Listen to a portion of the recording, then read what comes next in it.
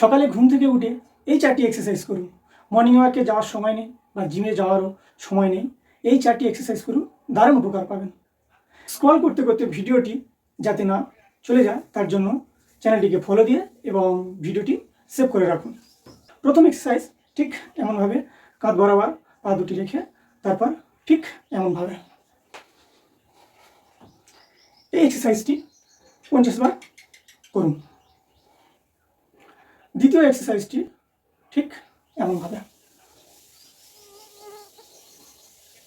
এটিও 50 বার করুন।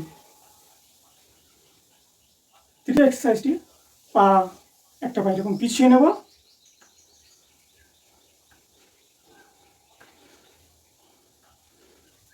এই এক্সারসাইজটিও 50 বার করবেন এবং সবশেষে চতুর্থ এক্সারসাইজটি করবেন ঠিক এই রকম।